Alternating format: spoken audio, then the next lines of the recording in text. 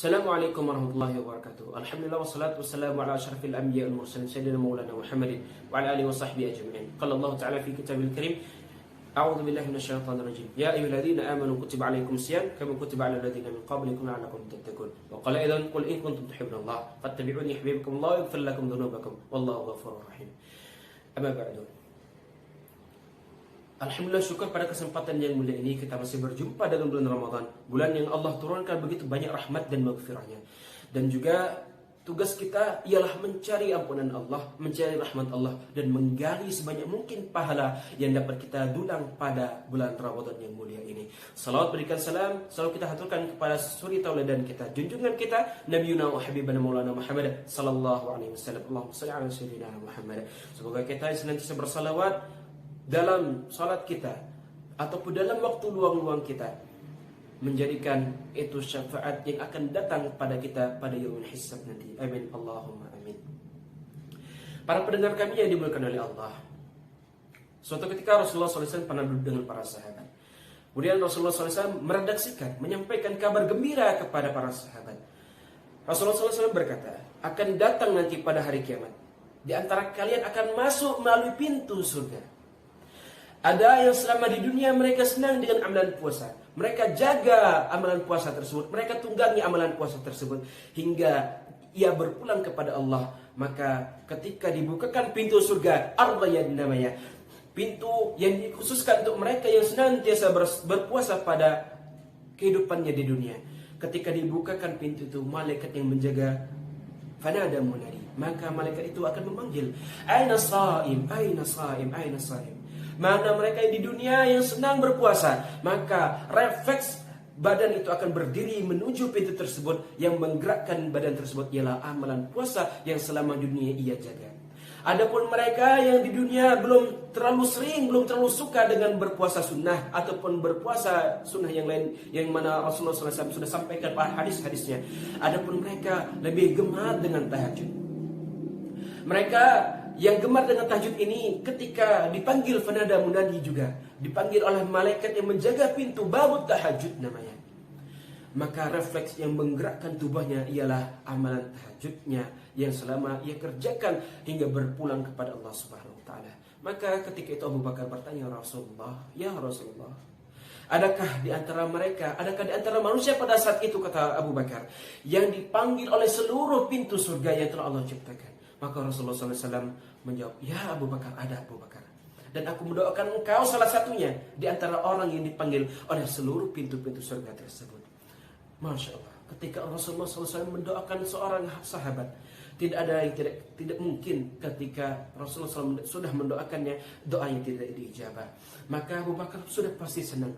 Segianya ya, manusia ketika diberikan kabar gembira, pasti ia akan senang. Namun senangnya Abu Bakar tidak hanya mengucapkan Alhamdulillah qabul, tidak. Tapi kita lihat keesokan harinya, Rasulullah SAW kemudian mengumpulkan kembali para sahabat. Lalu Rasulullah SAW bertanya kepada para sahabat, siapa di antara kalian yang sudah melaksanakan sholat berjamaah 5 waktu di masjid? Para sahabat semuanya mengangkat tangan. Bisa kita ambil kesimpulan, ketika seorang sahabat, orang yang hidup pada sezaman dengan Rasulullah, amalannya sudah sama persis dengan Rasulullah, melihat Rasulullah, surganya sudah pasti dijamin, amalan solehnya sudah pasti dijamin, mereka tetap berjamaah, sholat berjamaah di masjid.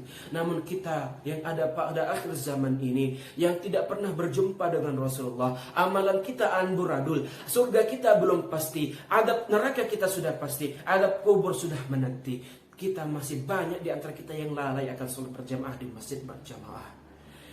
Lalu Rasulullah SAW meningkatkan kembali tingkatannya. Siapakah di antara kalian sudah menjenguk orang sakit? Sebagian sahabat angkat tangan, dan di antara yang angkat tangan ialah Abu Bakar As-Siddiq. Lalu Rasulullah SAW angkat lagi derajatnya. Siapa di antara kalian yang sudah menjenguk orang sakit dan juga sudah mensolatkan orang yang wafat? Maka sebagian sahabat mengangkat tangan, dan di antara yang mengangkat tangan ialah Abu Bakar As-Siddiq. Maka ditingkatkan lagi oleh Rasulullah SAW. Siapa di antara kalian yang sudah bersedekah, yang sudah mengantarkan jenazah ke liang lahat? Maka sebagian sahabat mengangkat tangan, Dan juga di antara yang mengangkat tangan itu adalah Abu Bakar As-Siddiq. Masya Allah.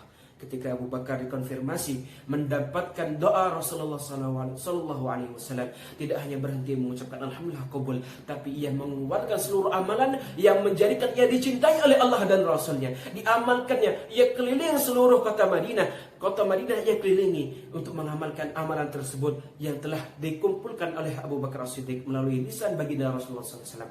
8 amalan tersebut sudah dipastikan membuka seluruh pintu-pintu langit, membukakan pintu-pintu surga. Maka Abu Bakar As-Siddiq melaksanakan seluruh amalan tersebut. Masya Allah. Ketika seorang hamba telah mendapatkan cintanya Allah, telah mendapatkan cintanya Rasulullah, tidak ada lagi pembatasnya antara surga dan juga dirinya. Qul in kuntum tuhibbunallah, kata Allah Subhanahu wa taala dalam Al-Qur'an. Jikalau engkau benar mencintaiku, wahai Muhammad, sampaikanlah kepada umatmu. Jikalau mereka benar mencintaiku, mencintai Allah maksudnya, maka ikutilah engkau. Ikuti Nabi Muhammad SAW. Nabi Muhammad telah diajarkan oleh Allah Subhanahu wa taala begitu banyak cara mencintai Allah. Nabi Muhammad adalah cerminan kita, suri tauladan kita. Begitu banyak contoh yang harus kita contoh dari Nabi Muhammad SAW. Bukankah Allah mencintai orang yang sabar? Innallaha yuhibbus sabirin. Begitu besar sabarnya Nabi Muhammad SAW. Begitu besarnya cinta Nabi Muhammad SAW kepada hambanya, kepada kita umatnya yang ada akhir zaman ini. Hingga Nabi Muhammad SAW menyimpan doa yang mustajab yang diselipkan di setiap umat terdahulu. Dan Nabi Muhammad SAW menyimpan doa tersebut untuk umatnya ketika yaumul hisab nanti.